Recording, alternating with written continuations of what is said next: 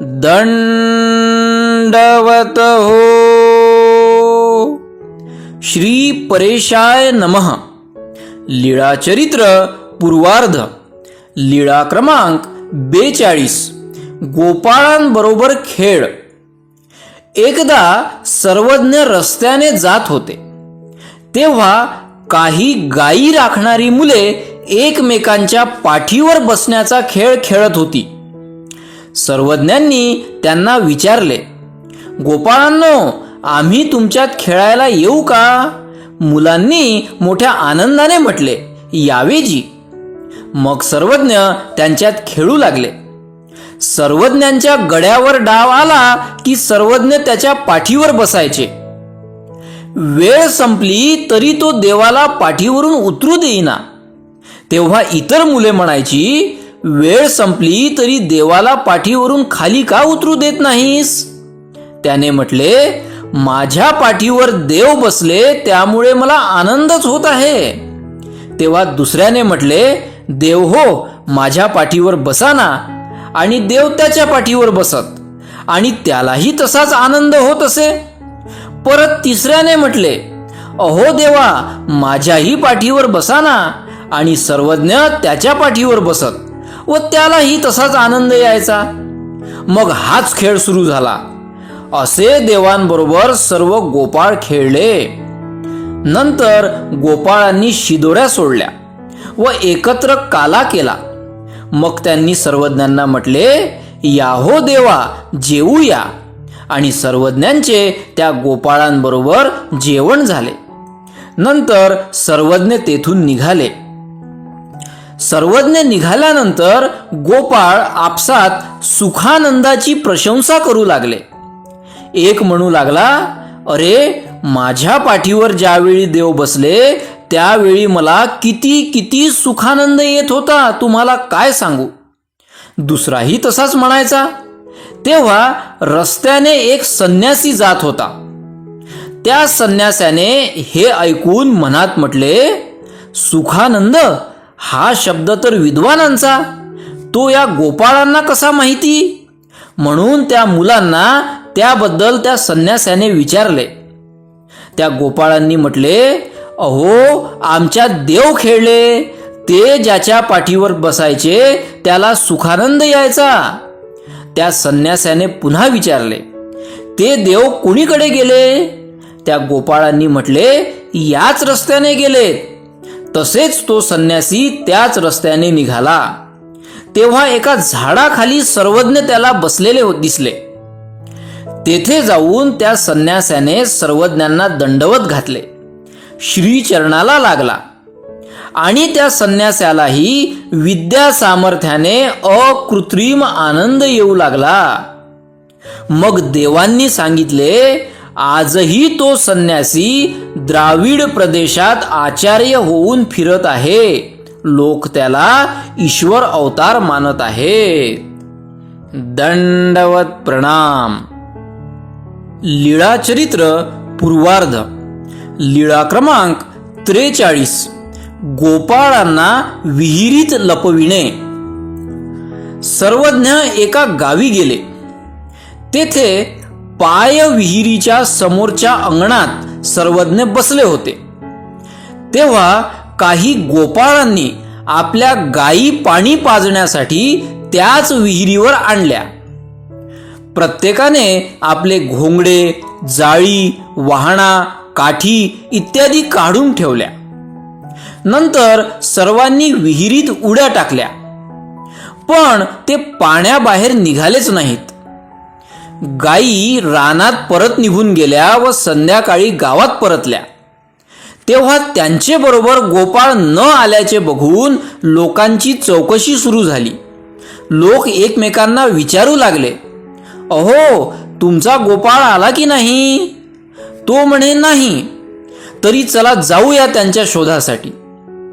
ते सर्व लोक आले. तेव्हा सर्वज्ञांना तेथे बसलेले त्यांनी बघितले. त्यांनी सर्वज्ञांना विचारले, जीजी, येथे गोपाळ आले होते का? यावर सर्वज्ञांनी म्हटले, हो, आले होते. ते कुठे आहेत? लोकांनी विचारले. यावर सर्वज्ञांनी पुन्हा म्हटले, ज्याचे जे नाव आहे त्या गोपाळाला त्या नावाने बोलवा, म्हणजे तो या विहिरीच्या पाण्यातून बाहेर येईल. मग त्या लोकांमधील एकाने म्हटले, सामेया. असे म्हणताच तो सामेया निघे, घोंगडे घे, जाळी घे, वाहणा घे आणि तो जाय. दुसऱ्याला म्हणायचे, रामेया, आणि तो रामेया निघे. तो घोंगडे घे, काठी घे, जाळी घे, वाहणा घे आणि तोही जाय. असे सर्वच निघाले. ही लीळा भक्तजनांना सांगताना महदाईसाने सर्वज्ञांना विचारले, जीजी, पण ते गोपाळ होते कोण्या ठिकाणी? यावर सर्वज्ञांनी सांगितले, बाई, त्यांना आमच्या आज्ञेने एका श्रेष्ठ देवतेने सुखदुःख विरहित एके स्थळी ठेवले होते. दंडवत प्रणाम. लीळा चरित्र पूर्वार्ध. लीळा क्रमांक 44.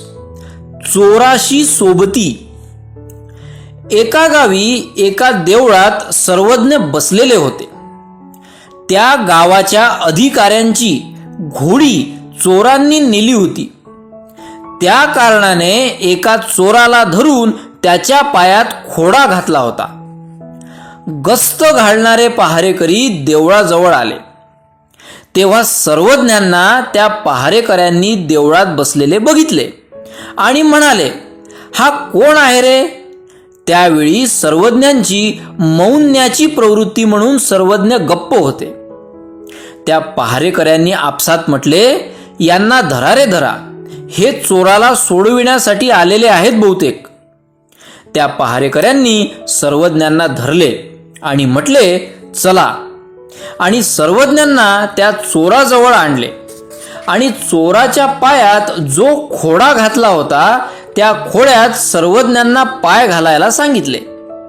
सर्वज्ञांनी खोड्यात आपला पाय घातला व पहारेकऱ्यांनी खिळी ठोकण्यासाठी ज्यावेळी हात वर केला त्यावेळी त्या पहारेकऱ्याचा हात वरच्यावरच राहिला.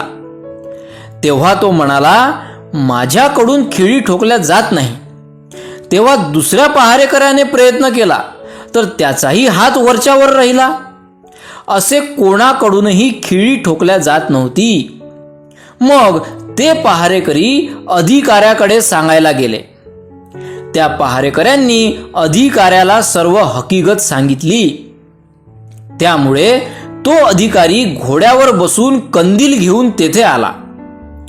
त्या अधिकाऱ्याने सर्वज्ञांना बघितले व पहारेकऱ्यांना म्हणाला, हे काय रे पापी चांडाळांनो, असे तुम्हाला कोणी करायला सांगितले? सर्वज्ञांच्या पायात खोडा का घातला? आपण स्वतः. तो अधिकारी घोड्यावरून खाली उतरला. त्याने सर्वज्ञांना दंडवते घातली, श्रीचरणाला लागला आणि म्हणाला, श्रीचरण काढावाजी. सर्वज्ञ म्हणाले, अगोदर आमच्या सोबत्याचा पाय काढा.